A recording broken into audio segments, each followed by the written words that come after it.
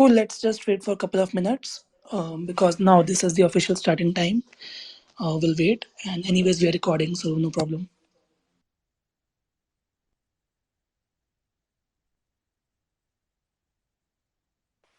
Perfect.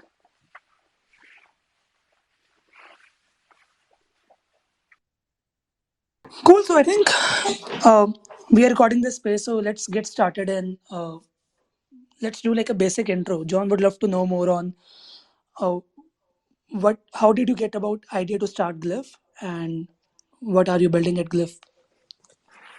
Yeah. So, hey everyone, John, and yeah, I started Glyph about, I think we're in our fourth year now.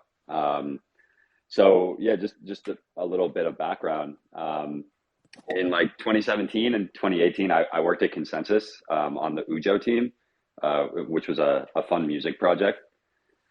And I had noticed at that time with one of my friends who also worked on Ujo that uh, there were a lot of teams and Consensus working on IPFS solutions to their problems, and a lot of them were implemented in different ways, some better, some worse. And I was also just pretty intrigued with IPFS in general. And when I read the Filecoin white paper, I was like, this is really cool, and I understand this, and I understand the problem and sort of the vision of archiving humanity's most important information on Filecoin. That mission rang true to me, and so I left Consensus and sort of started a dev shop with a friend. And the thesis there was like, let's just build IPFS solutions for Web3 companies or protocols. And so we worked with some really cool teams in the space. Eventually, that led to Protocol Labs and the Filecoin Foundation reaching out and asking if we'd like to build the web wallet for Filecoin's mainnet launch. And we were like, yeah, obviously. So we built the wallet, and then that just kept kind of bringing new opportunities. So they asked us if we wanted to build the sort of public node hosting infrastructure, kind of like Infura. And we were like, yep. And then they asked about a multi-sig for the SAFT holders and grant recipients and PL employees. And, we, of course, were like, yep. And that's kind of how Glif was born. We basically were just building a bunch of apps and tools for the Filecoin network. Um, Fast forward a little bit in time, and our task is now basically to figure out like what are the most important things that we can build for Filecoin. And right now, Filecoin is in need of a staking solution and a protocol that's built on DeFi rails. And so that's kind of what we have built now. Actually, that protocol is called Glyph Pools. And the goal is to basically allow anyone to deploy custom staking pools to Filecoin with very, very unique and nuanced and flexible rules about the types of storage providers that are eligible to actually like work with those pools and use them to service like pledge collateral for their storage providing operation. Cool, awesome. I think that's definitely great to know that you jumped from Consensus and building like various projects and then got reached out by Protocol Labs. So that's great to know about your journey, and would love to know more on how should we think about DeFi in general on Filecoin and how it is different from other DeFi on other chains. Like, how do you think about it? Yeah, that's a really good question. So I think that in general in crypto right now, there's and not just right now. This has kind of been an ongoing pattern, but there's always sort of this back and forth about the role of sort of alt layer ones, where the true layer one is Ethereum, and I love Ethereum. I came from the Ethereum development world. I understand this sentiment. I think the the way that I see it is that layer ones, they should have their own nuances, and they need to have their own unique selling points or unique selling propositions in order to survive. So I think a direct fork of Ethereum that changes some parameters of Geth, to me, that I would agree with the Ethereum community that that doesn't seem like the way forward. However, with Filecoin, which is also another blockchain, another layer one, there's actually unique feature sets that Filecoin implements that can't be implemented directly on Ethereum in sort of like a secure way. And to that, I think Filecoin aims to be super complementary to those alternative layer one ecosystems to help them with their storage needs, right? So Filecoin is not well is at this point, I don't think its purpose should be to try and be a DeFi chain. Filecoin is for storage, and there are other chains or other rollups or solutions that I think would be better suited for like generic DeFi in crypto. That being said, Filecoin is a chain for storing data, right? And other sort of eventually other sort of open data services like retrieval, compute over data. Another one that I think is really cool is tokenized search, and like what Lighthouse is building, like perpetual storage, encrypted storage. These are really interesting use cases that you can build on Filecoin.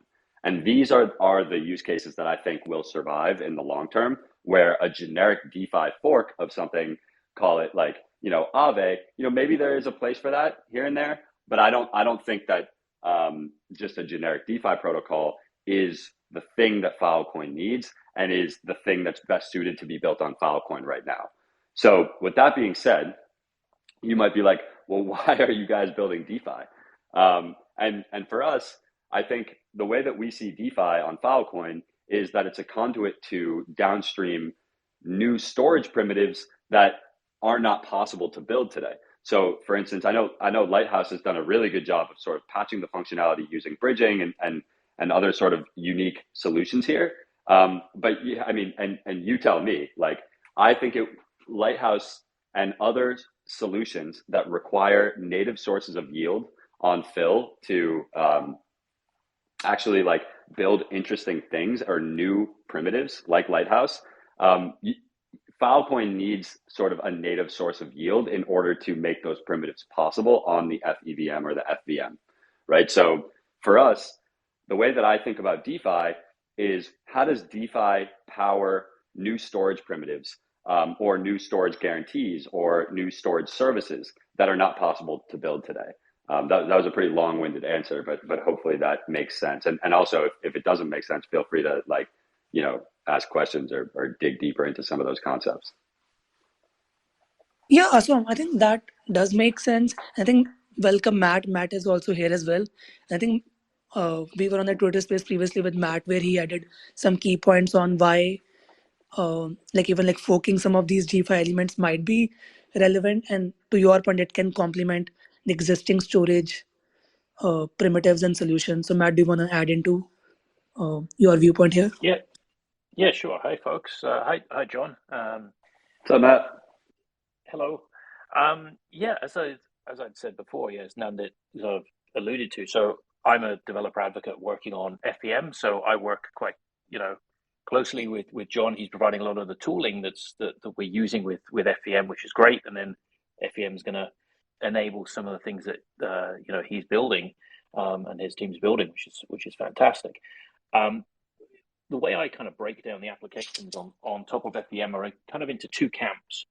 There's those that are directly dealing with storage. So they are perpetual storage, data DAOs, self-healing storage, that kind of thing, that are kind of smart contract systems, dApps, where storage is the primary, function and differentiator. You couldn't build them on standard Ethereum, for example. But then there's a second kind of class of apps that are the kind of more standard DeFi type things that involve the lending, the borrowing, the bridging, the wrapping, those kind of things.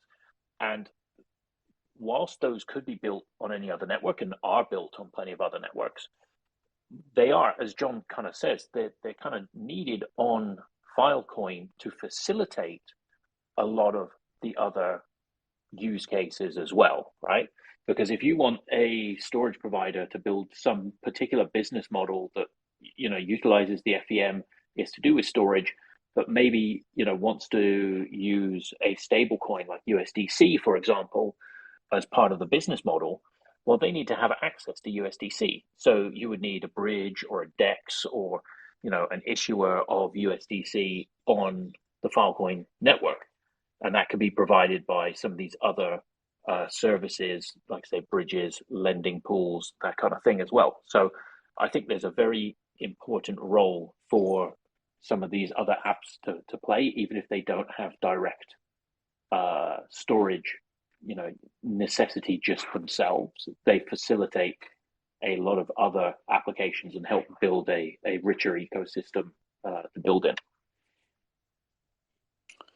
Cool. I think that makes a lot of sense, and the fact that now we have this base layer to make composable products which can interact with each other and make enriching storage primitives. That is quite cool. So yeah, let's jump back to what John you guys are now building at Glyph. I know I saw one of the tweet where you mentioned like Glyph staking pools are more like Rocket Pool and Iron Finance together. So do tell us more about what's about that. Yeah. So, and also just to echo Matt, I think Matt's right. I think there are actually a lot of forkable DeFi protocols like a DEX or some type of AMM that would be helpful in enabling downstream interesting storage business models. And so I do think picking the right primitives to bring over is really important. And some will be really important, and others I think will be less important. But anyways, just to circle back to the question that you just asked. So let's just talk about Rocket Pool for a second. We learned a lot from Rocket Pool, and it's quite interesting. So if you look at a staking protocol on a chain like Ethereum, well, Ethereum validators, for the most part, they look fungible. They look like a commoditized sort of thing. And by that, I mean, like, one validator on Ethereum is pretty much equal to another validator on Ethereum. Obviously, you have like internet and energy and some things that are important in terms of like operating your validator well and not getting punished or slashed. But for the most part, I think like when Rocket Pool is looking to help facilitate a validator getting online, they kind of pair 16 ETH from their side, from Rocket Pool's side, and make the validator put up the other 16 ETH. And for this, they've basically created enough of like a buffer for them where they can kind of do this with any Ethereum validator. And so that model works as kind of like a one size fits all model for Ethereum. And that's really cool. On Filecoin, we don't have that benefit, right? If validators on Ethereum are fungible, storage providers on Filecoin are non-fungible. They're unique in respect to their efficiency, like how good are they operating their hardware, and also their risk, like what could happen if the storage provider's operation goes down and they lose a bunch of data. There can be severe punishment. And so we cannot create, no one can create a one size fits all staking model on Filecoin for this reason. People have different preferences in terms of who they'd like to sort of trust with pledge collateral. And, one staker might like to deposit with, triple sort of like the really, in terms of their history, like really safe. They've never been punished. They've been around since mainnet launch, storage providers like that, or others might be willing to take a bet on some newer storage providers with less history, and maybe earn some more for that. So when we thought about Glyph, it was hard to think about like, oh, let's just make a staking pool. Well, how do we know who we're ruling in and out? And that kind of turned into, over the course of development and research, like that turned into, okay, we actually first need to build a protocol for deploying staking pools, and then we can deploy several staking pools that have different criteria. And so that's why we talk about this in terms of like, it's like Rocket Pool, and it's also like Yearn. On Yearn, there are several vaults that take different assets. And so as a staker who holds, a specific, crypto asset, hypothetically, I kind of have a choice between what vaults I would like to stake in, right? Like I could go towards a risky vault that, might be generating a lot more yield. Or I could go with something like USDC, which, is maybe low and steady, but it's been around for a long time, and the strategy is not like super new. And so as a user on looking at Yearn and where can I stake my crypto assets, you have choice. So when we talk about Glyph pools, you have a similar choice as a staker.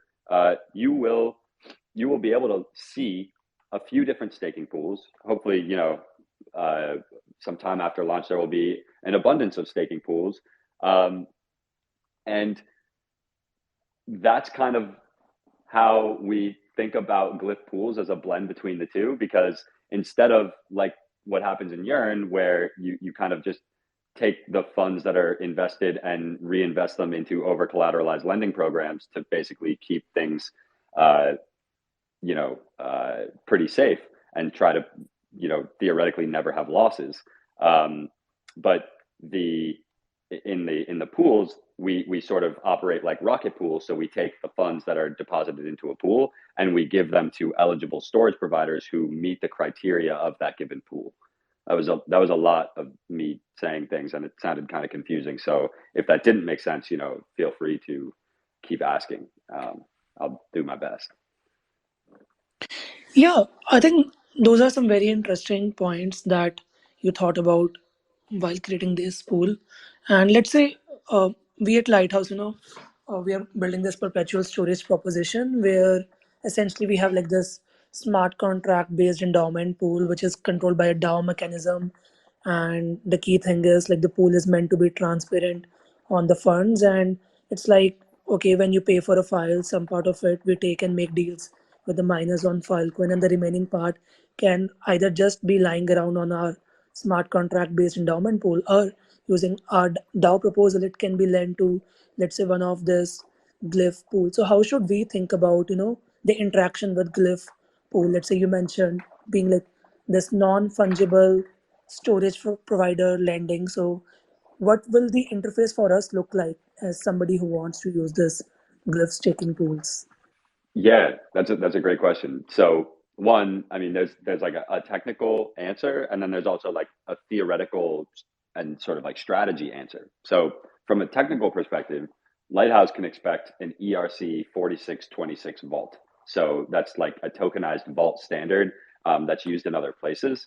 I think actually Yearn is using that too. So that's how you can expect to hook into our Solidity APIs. In terms of how do you choose what is the right pool for Lighthouse? Well, one, that's an especially difficult question to answer in this point in time, because we're still actually tweaking what the launch pools will look like, and so I'll have to give you a concrete answer. I'll have to get back to you on that one, but theoretically, I can give you kind of just like how you can think about it. Like ideally, for Lighthouse, I think it makes sense to choose something that feels safe. I think the storage deals on Filecoin right now, especially with data cap, are quite cheap, and so I think it won't take much to put Lighthouse's Filecoin to work in a way that will be enough substantially to pay for the deals for your data. I don't know how much data you're talking about, but also, I mean, Lighthouse, if you have that much data, is in a position to actually work with another type of protocol to help bring down the cost of all that data by auctioning it off, or things of that nature, because protocols that come with a lot of data are also quite valuable to storage providers. And we can talk about that too in a different question, because I have a lot of ideas around that.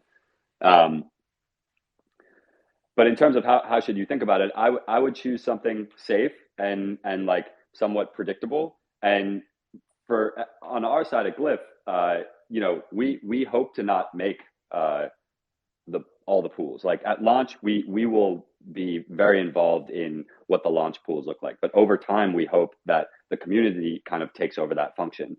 But our job at Glyph is to expose the most accurate and insightful information about the existing pools so that people like you or protocols like Lighthouse feel good about understanding what they're going into, and what they can expect. So that was kind of a half-ass answer with like I'll give you the real answer in a few weeks when we have the launch pools solidified. Cool. And how do you like decide API or how much to charge to miners for like when you let's say lend them some of this pool reserves? So Yeah. So basically, again, like this is a half-ass answer because that's really up to the pool implementation. The pool can decide how they would like to charge. Um, and so, in terms of what I think is the right model is basically a market-based rate, right? So as there's a lot of demand for liquidity, that rate will rise. As there's a surplus in liquidity or demand is low, the rate will shrink until it's good enough to take. And so that's how we think about charging. We don't choose. We just like kind of observe.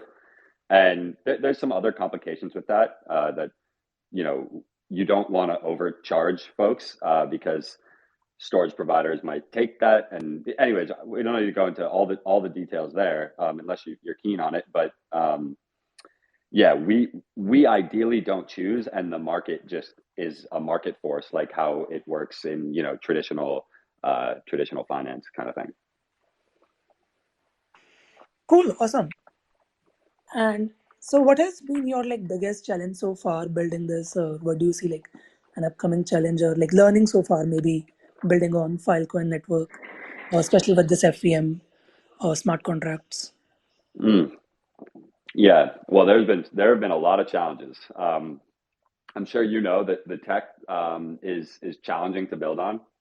There are a lot of moving parts in terms of so like I think you can kind of break it in terms of like there's systems design, like designing the theory. Then there's like implementing the theory, and then there's just kind of like also running the business and like keeping things smooth and working.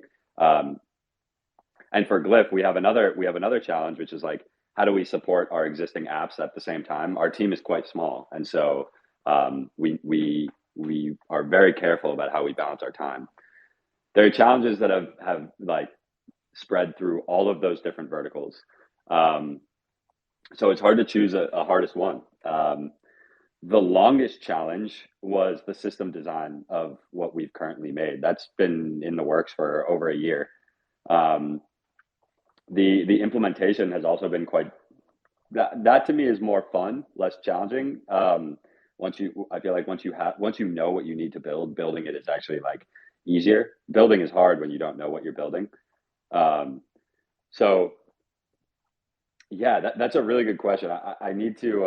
I don't have a great answer. I don't have anything like super specific. I find like we've conquered a, lot of very small challenges, I would say, and just like doing that enough times over time, you end up with something that I think is pretty fun, and I'm excited to get it out. So the next challenge we have is probably the biggest one. Um, so there is a significant amount of Filecoin demand from us. Like we've been asked for a lot of Filecoin. So coming up, like getting that and basically alleviating some of the capital inefficiencies on the Filecoin network, like the whole problem that we're trying to solve is the biggest challenge, right? Like putting it all together. So yeah, it's a long-winded answer, but I don't know. Cool. I think yeah, definitely like bunch of small challenges and they make up like a very big challenges in a long term period.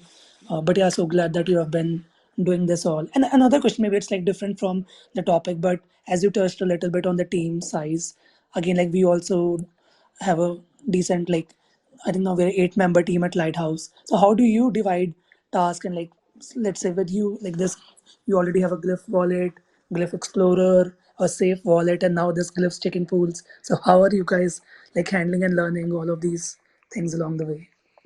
Yeah, so we have the benefit of time. So we started working on these tools in um, in 2019, basically. So like the wallet, the safe, some of these tools are very stable actually, and the code that powers them is organized in a way that most of the code that's powering our apps are actually modules that are reused across all of the apps.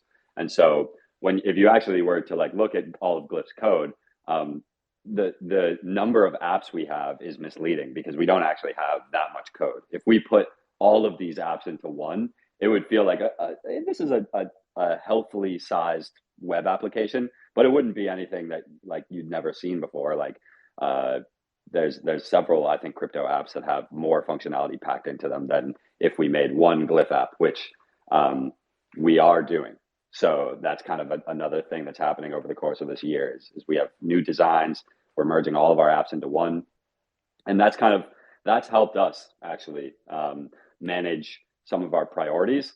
If there's something that's broken in an existing app, if it's severely broken to the point where it needs to be fixed because people can't use it, then we'll fix that right away. That will either be, that will probably be me. And if not, if it's something that's not kind of like a blocker, then that's basically put onto the list of, okay, this needs to go into the new app. And the new app is beautiful. And it's going to start with like staking in the wallet, and then it will slowly add in a much better explorer and some cool other functionality that ride alongside the whole staking protocol as well. So yeah, it is a challenge, but we're managing, and it helps too. We have some really, really, really talented folks that have been long-term PL and Filecoin contributors. So we work with Jim Pick. I don't know if anyone in here, like any of these names ring for people. And we also work with Why Are You Sleeping? Why is like, he practically built the first version of Filecoin with a couple friends, and he was like the lead dev for IPFS back in the day. And so having him is really helpful as well. Yeah, I think that's very interesting to know about your team as well, and like some very smart people contributing to it. Yeah, so what are you excited about, like some other DeFi primitives on FEM apart from the one that you are building? And meanwhile, if anybody in the audience also has question to ask John, feel free to like raise your hand and I'll add you as a speaker. And Matt as well if you want to ask something after this. Oh yeah. So look, I'm biased. I can't even pretend, and I'm slightly selfish. I'm excited for all of the protocols that can be built on top of pools, and I'm actively trying to find teams to collaborate with on those things. And so maybe we'll share a picture on the Glif Twitter after this, maybe with a diagram that we made about the different types of protocols that can be built on pools, and a perpetual storage like Lighthouse is on there, and I'm really excited to work with Lighthouse as things kind of mature and develop. But it's gonna be a lot of fun. Some other protocols that I'd be really keen on seeing, one is some type of like credit default swap or like insurance type protocol. Another is a sort of a yield optimizer that we wouldn't build, that is kind of like an actual yearn on top of our pools. There is a team that I'm talking to that might be interested in doing that. Another could be like a set-like protocol.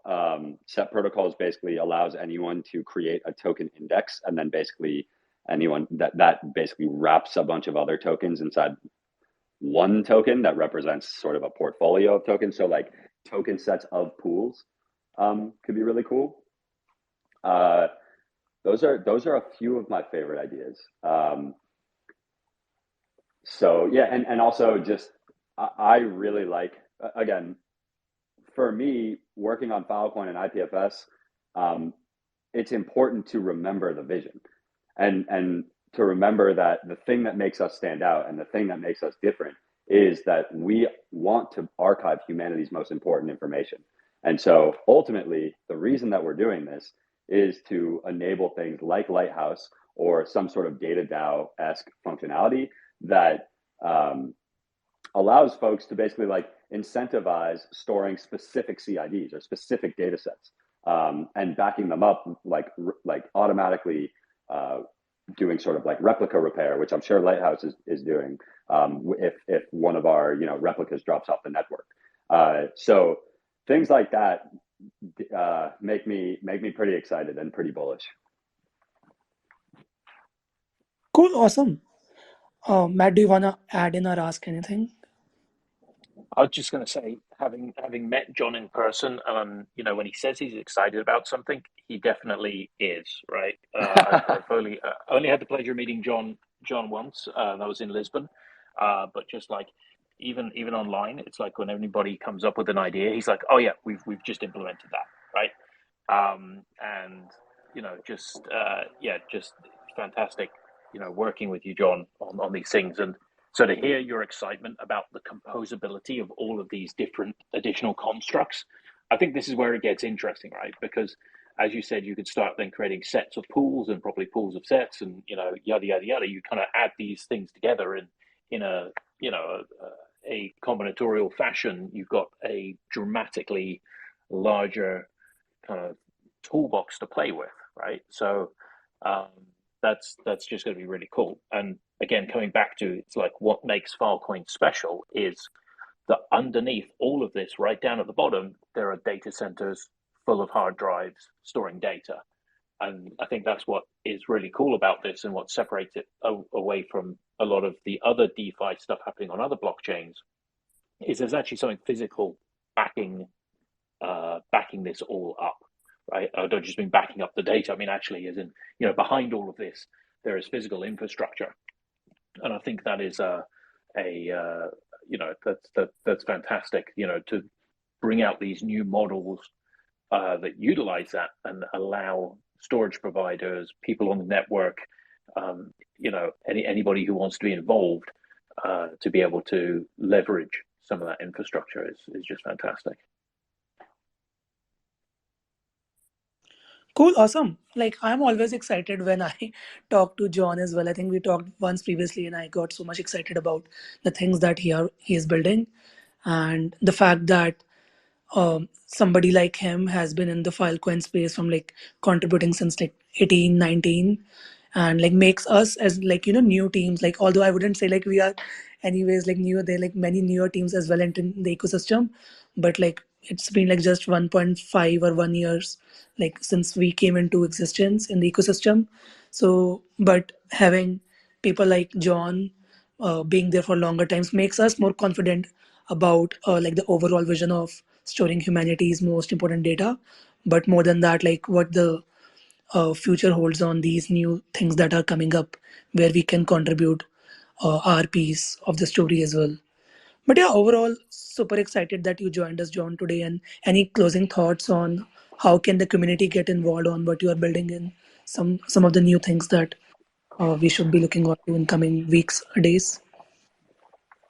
Yeah, well, first just thank you and Matt for the kind words, and likewise, like my energy and excitement is sort of like is generated from the people around this space who are also working on exciting things and really helping drive things forward. So thank you for your work as well. In terms of community engagement, I think over the next month or two, the opportunities for like a community to build and get involved are going to multiply. Like now that pools went into audit on Monday, and that basically for me that means a lot less coding and a lot more time getting to spend talking about what we've made, getting some presence and just helping educate people on Filecoin and the pools. And so for me, I think right now the opportunities are just starting to begin. Like our ask right now is just to help us grow our social presence so people know about us. And after that, I think there will be a lot more opportunities to get involved in deeper levels, whether that's some types of like actual formal programs to get involved with, as well as potentially working on pools or other fun protocols. And so I try to be really accessible and available. So my DMs are open, and if you want to jam on some ideas or ask any more questions, you can always hit me up. And over the next month or two, like I said, you're going to be hearing a lot more from us. Awesome. So glad to hear that. And Matt, you also thank you for joining us whenever I tell you that we are organizing a Twitter space. So any closing words from you as well on coming weeks of progress? I know like there's a Filecoin party at Denver as well. So maybe that Yeah, could be. yeah, exactly. Yeah, so coming up very soon. Getting sooner and sooner. We're now into February, right? So end of February is ETH Denver, and myself and the FEMDX team. So myself and Sarah and Zach and a bunch of other people are going to be there representing Filecoin. We've got some talks we're going to be doing. There will be a kind of a countdown to mainnet launch, because mainnet launch will be happening very, very like straight after ETH Denver, I think. So there's going to be a party there, and yeah, I'm just excited to see what people build. This is a great thing. It's like giving people the tools, and then they run with them and the imagination, right? That's the thing that just amazes me about what people build. Every day I see another project. It's like, oh wow, I never thought of that, and it's amazing just to see. So thank you, and thank you, Nandit, for organizing the Twitter space and emceeing. These spaces are great. Cool, awesome. I think we are now over our 30-minute mark already. So we'll end it. And thank you everyone for joining. And if you have any questions to ask, do DM John or Matt directly. So, but yeah, thank you everyone. Thanks, everyone. Thanks, Nandit. Thanks all. Bye. Thanks, Matt. Thanks, John. Bye. Bye, guys.